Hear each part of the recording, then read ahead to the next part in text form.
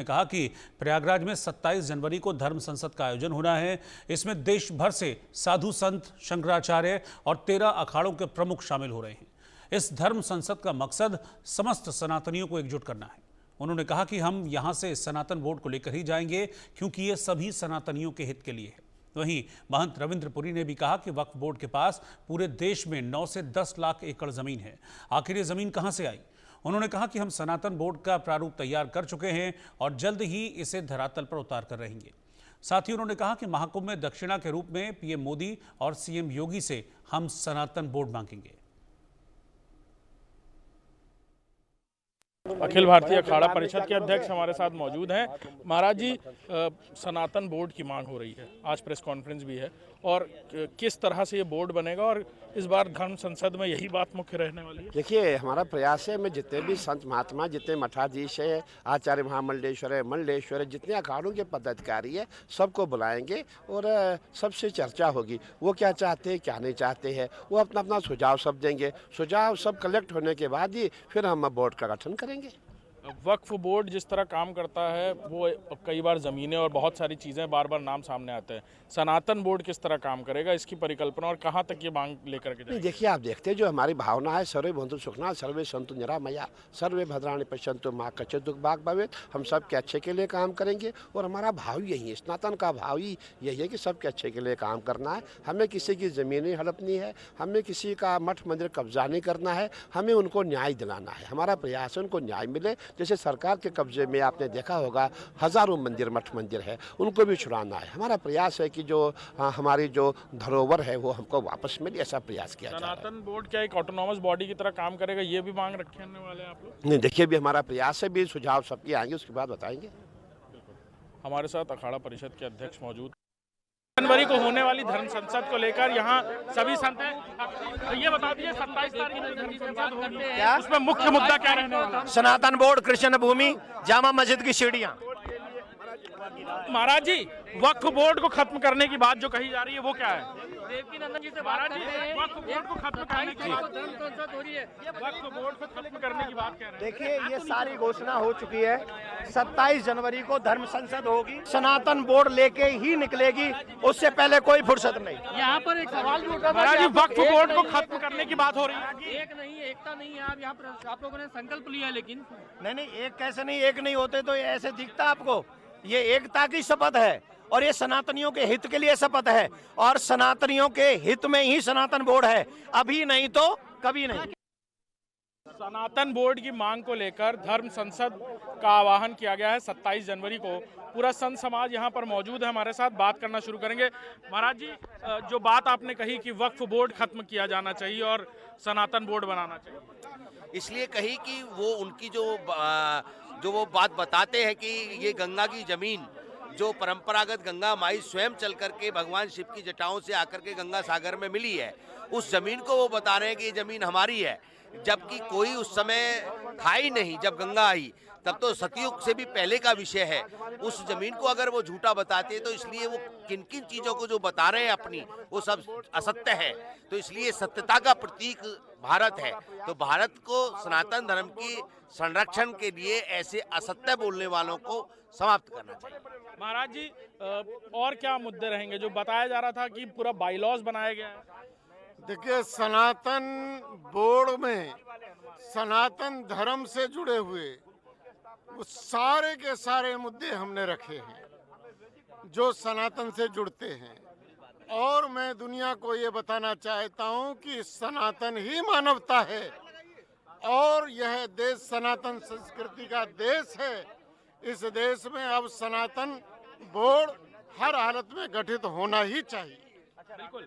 महाराज जी, जिस तरह की बातें कह रहे हैं कि देखिए, सारी जो व्यवस्था है सनातन बोर्ड की, वो इसी बात के लिए चिंता कर रही है कि जो विधर्मी जो आ गए, कुछ पहले की सरकारें जो विधर्मी लोगों को पोषित कर रही थी, इसीलिए अब फॉर वक्फ बोर्ड बना और उसने सिर्फ एक ही काम किया इस देश में, जमीनों की कब्जा करने का। तो धीरे धीरे इस देश की सारी जमीनें उन्होंने कब्जा ली। तो मैं अब क्या है, चूंकि ये आर्यावर्त है, यहाँ प्राचीन धर्म सनातन धर्म ही था, बीच में कुछ ऐसी सरकारों के कारण कुछ गलतियां हो गई थी, तो सरकारों की उन गलतियों को ठीक करने के लिए संत समाज ने हुंकार भरी है। और चूंकि संवैधानिक व्यवस्था के तहत ये बोर्ड गठन हो रहा है, क्यों पहले हमारी परिषदें होती थी, अब संवैधानिक व्यवस्था के तहत बोर्ड गठन का निर्णय लिया गया है। बाकी बातें 27 जनवरी को आपको मिलेंगी। 2 बातें प्रमुख हैं। पहली बात है वक्फ बोर्ड को खत्म करना, दूसरी बात है सनातन बोर्ड की स्थापना करना। मैं महामंडलेश्वर स्वामी प्रेमानंदपुरी, अर्जी वाले हनुमान, उज्जैन। बिल्कुल, महाराज जी हमारे साथ मौजूद थे और ये सभी जो संत महात्मा हैं ये एक साथ यहाँ पर इसलिए बैठे हैं कि सनातन बोर्ड का गठन अब मुख्य मांग है, और जब तक सनातन बोर्ड नहीं बनता तब 27 जनवरी को ये पूरी तरह ये बैठक होगी और उसके बाद ये साफ होगा कि सनातन बोर्ड किस तरह से काम करेगा। और ये जो अपील है ये सभी संतों से की जा रही कि बड़ी से बड़ी तादाद में उस दिन वहाँ पहुँचे जहाँ ये चिंतन होगा कि सनातन बोर्ड का बाईलॉज किस तरह होगा, वो किस तरह काम। तो 27 जनवरी को दरअसल धर्म संसद होने जा रही है महाकुंभ में, और पिछले काफ़ी वक्त से मांग चल रही है कि जिस तरह से वक्फ बोर्ड है ऐसे ही एक सनातन बोर्ड होना चाहिए। बल्कि कुछ साधु संत तो ये कहते हैं कि हमको बोर्ड नहीं, हमको आयोग गठन होना चाहिए। इस बात को लेकर मांग की जा रही है और इसी मांग को और प्रमुखता और मजबूती से रखने के लिए 27 जनवरी को महाकुंभ में धर्म संसद का आयोजन किया जा रहा है, जिसमें अलग अलग अखाड़ों के प्रतिनिधि शामिल होंगे।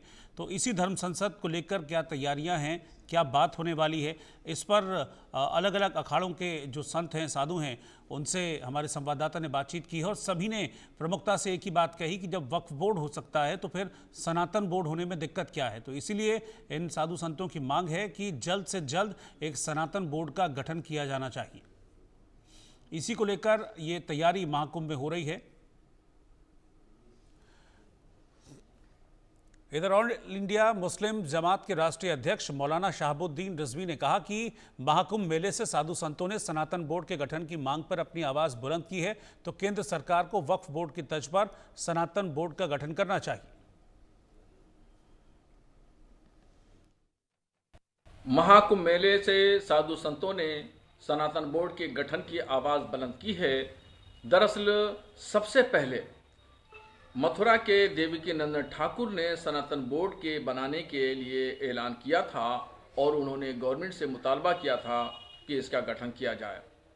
मैं सनातन बोर्ड के गठन का समर्थन करता हूं और भारत सरकार से और उत्तर प्रदेश सरकार से मैं मुतालबा करता हूं कि सनातन बोर्ड का गठन जल्द से जल्द किया जाए, ताकि जो गरीब, कमज़ोर, लाचार हिंदू आबादियां हैं वो लोग खुद कफील हो सकें और अपने पैरों पे खड़े हों, वो आर्थिक, सामाजिक और शैक्षिक एतबार से मजबूत हों।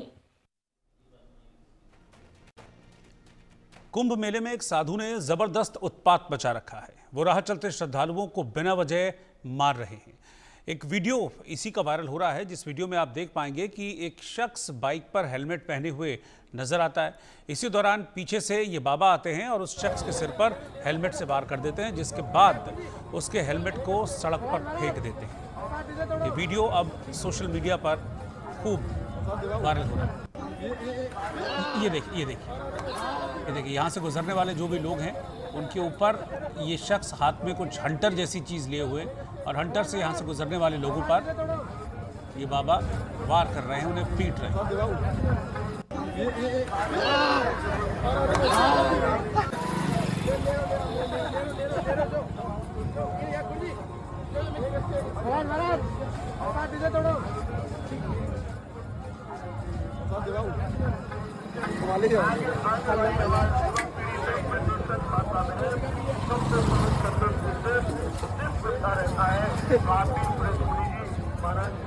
बाबा के पीछे देखो कितने सारे लोग भाई। त्रिवेणी संगम पर अद्भुत तस्वीरें देखने को मिल रही हैं। एक छोटी सी दिव्यांग बच्ची जिसके छोटे छोटे हाथ हैं, लेकिन वो लोगों को आशीर्वाद दे रही है। लोग इसे बाल माँ के नाम से पुकार रहे हैं। आप भी मिलिए। प्रयागराज संगम के तीर पर जहां अद्भुत अलौकिक नज़ारे देखने को मिल रहे हैं, वहीं जब हम संगम के किनारे टहल रहे थे तो हमको एक बच्ची दिखी। पहले आप इस बच्ची को देखिए कि इसके हाथ जन्म से यहीं पे कनेक्ट है, मतलब कंधे पे इसके हाथ कनेक्ट है और ये बच्ची रास्ते में चल रही थी, इसकी माता इसको लेकर जा रही थी। आपका नाम क्या है? चंद्रमुखी। आपके ये हाथ ऐसे कैसे हैं? बचपन से। आपको क्या लगता है जब ऐसे ही आप पैर से चीजें करती हैं, मूवमेंट करती हैं, इन हाथों में है मूवमेंट? है। मतलब कितना मूवमेंट है? मतलब अपना छोटा मोटा वजन उठा लेते हैं। अच्छा, छोटा मोटा वजन उठा लेती हैं जी। तो आप कहाँ से आई हैं? झांसी से आगे तालबेट माता टीला। अच्छा, ये बताइए, झांसी से आप यहाँ पहुँची हैं, कैसा लग रहा है? लोग आपके पैर भी छू रहे हैं, आप उनको आशीर्वाद दे रही हैं। बहुत अच्छा लग रहा है। अच्छा लग रहा है। तो आपको लोग देवी के रूप में पूछते हैं? जी। और आप इसी हाथों से आशीर्वाद देती हैं? जी। और कुछ अपने बारे में कुछ खास चीजें बताइए। सरकार की तरफ से कुछ भी नहीं है हमको। कोई मदद नहीं मिली है? नहीं।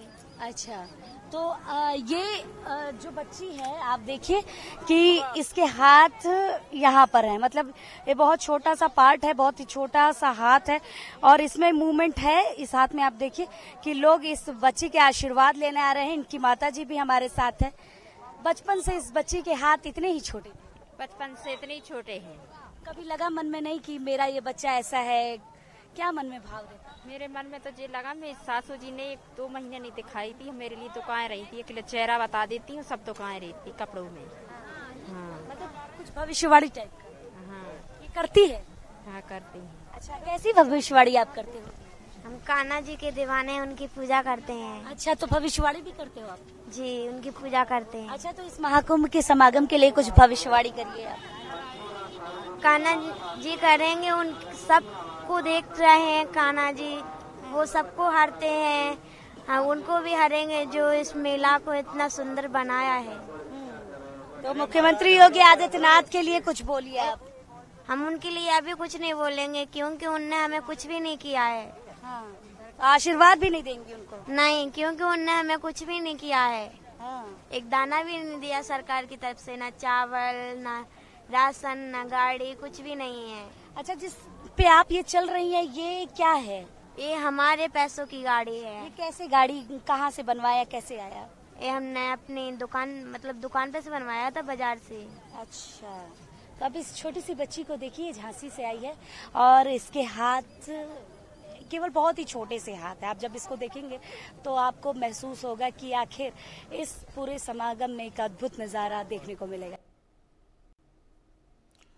महाकुंभ में हर कोई आस्था की डुबकी लगाना चाहता है, लेकिन ठंड, भीड़ और संगम पर पहुंचने के लिए काफी पैदल चलने के चलते कई लोग हिम्मत नहीं जुटा पा रहे हैं।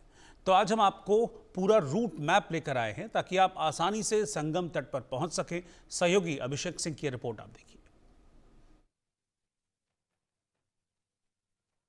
नमस्कार दोस्तों, महाकुंभ नगरी में आपका बहुत स्वागत है। और अपने घरों पर बैठे अगर आप महाकुंभ में इस पावन धरती पर आना चाहते हैं तो आज हम आपको बताएंगे कि आप कैसे यहाँ पर आ सकते हैं और यहाँ पर आने का सबसे आसान रास्ता कौन सा है। हम जहाँ मौजूद है, ये एंट्री पॉइंट है, देखिए कुंभ का। और यहाँ पर आप चाहे रेलवे से आएँ तो तकरीबन 7 किलोमीटर दूर यहाँ से रेलवे स्टेशन है, यानी इस पूरी टेंट सिटी से, संगम से 7 किलोमीटर का रास्ता है। जंक्शन और प्रयागराज जो मुख्य स्टेशन है वो भी आपस में 2 किलोमीटर की दूरी पर है। मुख्य स्टेशन जो है वहाँ से आने में तकरीबन आपको आधे घंटे या 1 घंटे का समय लगेगा। नॉर्मल ट्रांसपोर्ट की बात करें तो ई रिक्शा, ऑटो, ये सब कुछ पूरी तरह चल रहा है और कई स्पेशल बसें भी चलाई जा रही हैं। यहाँ पर आने के बाद सेक्टर अगर बात करें तो 25 सेक्टरों में पूरे कुंभ क्षेत्र को बांटा गया है, क्योंकि एक समय के बाद ये जो सड़कें हैं ये वहाँ ख़त्म हो जाएंगी और वहाँ पर चक्कर प्लेट यानी स्टील की जो प्लेट होती हैं उनको रेत के ऊपर बिछाया गया है ताकि लोग आसानी से चले, रेत में ना धंसे। लिहाजा 650 किलोमीटर की जो चक्कर प्लेट्स है, 650 किलोमीटर का जो एरिया, जैसी चक्कर प्लेट्स को उस तरह से बिछाया गया है, राउंडिंग में बिछाया गया क्योंकि एरिया 65 किलोमीटर है, लेकिन चक्कर प्लेट्स बिछाई गई हैं उस पर ताकि आप उसमें धंसे नहीं। इन 25 सेक्टर्स में पूरा कुंभ क्षेत्र बसा हुआ है, लेकिन जो मुख्य संगम एरिया है वो सेक्टर 4 है, जहां पर जो सबसे ज़्यादा लोग, जो श्रद्धालु हैं, वो आसानी से आ सकते हैं। यानी ये जो रोड है ये उसी तरफ जा रही है, सेक्टर 4। और आप जैसे ही कुंभ क्षेत्र में अंदर घुसेंगे, एंट्री पॉइंट से आप कहीं से भी किसी से पूछ सकते हैं कि आपको संगम क्षेत्र जाना है या सेक्टर 4 जाना है। यहाँ पर जगह जगह पर पुलिसकर्मी हैं, हेल्पिंग डेस्क के लोग बैठे हुए हैं, कई सारे लोग हैं जो आपको आसानी से बताएंगे। लेकिन अगर आप किसी से नहीं भी पूछना है तो यहाँ पर आप आने के बाद सेक्टर 4 पहुंचकर वहाँ संगम में स्नान कर सकते हैं। इसके अलावा मुख्य आकर्षण जो है, यानी जो देखने लायक चीज़ें हैं, सेक्टर 20 और उसके अलावा सेक्टर 20 के आगे का जो एरिया है वो अखाड़ों का या कहा जाए संत महात्मा और बाबाओं का है, जहाँ अलग अलग तरीके के टेंट्स, कहीं राफेल बना हुआ है तो कहीं एक पूरे मंदिर का डिज़ाइन बना हुआ है। लोग खड़े होकर के आप वहाँ पर बहुत आनंद की अनुभूति करोगे। साथ ही साथ यहाँ अन्न क्षेत्र बने हुए हैं। इन 25 सेक्टरों में हर सेक्टर में अन्न क्षेत्र है जहाँ हमेशा भंडारा चलता रहता है। आप यहाँ आओ तो प्रसाद ग्रहण कर सकते हो। और यहाँ आने के जो आसान तरीकों में अगर बात करें तो सैटरडे और संडे वो 2 दिन हैं जहाँ पर यहाँ गाड़ियाँ पूरी तरह प्रतिबंधित होती हैं, क्योंकि गाड़ियों से अंदर आना पूरी तरह मना है। सिर्फ जो डिग्नेटरीज हैं या जो VIPs हैं वो भी उस वक्त जिस वक्त कोई इस तरह का कार्यक्रम होता है उसी वक्त आते हैं वो। और आप पैदल चल के यहाँ पर आ सकते हो। जो पूरा एरिया है वो आसान इसलिए हो जाता है कि अगर आप सेक्टर 4 आ गए एक बार तो 30 पीपे के पुल बने हुए हैं, यानी 30, जो पूरे गंगा को आपस में एक दूसरे से, पूरी नदी को आपस में एक दूसरे से जोड़ते हैं, यानी एक एरिया को दूसरे एरिया से जोड़ते हैं। और आप उनसे क्रॉस कर करके अलग अलग सेक्टर्स में जा सकते हो। जैसे अगर आप सेक्टर 18 में हो, आप सेक्टर 21 जाना चाहते हो, यानी गंगा के उस पार, यानी संगम के उस पार। और अगर आपको वहाँ स्नान करना है जहाँ तीनों नदियों का जो मिलन है वो होता है, तो आप संगम के तट पर जा सकते हो, जो सेक्टर 4 में बना है, सेक्टर 6 में बना है, सेक्टर 9 में बना है। ये 3-4 सेक्टर्स हैं जहाँ से पूरा एरिया, हालांकि पूरा एरिया ही संगम है, जो पूरे चक्कर प्लेट बिछे हुए संगम के किनारे किनारे बिछे हुए हैं। हर जगह पर आपको संगम का घाट दिखेगा, लेकिन इनिशियली घाट को बहुत विस्तारित किया गया ताकि ज़्यादा से ज़्यादा लोग आ पाएँ। लिहाजा इन सारे सेक्टर्स में जाकर आप नाव में बैठकर संगम के बीचों बीच जा सकते हैं।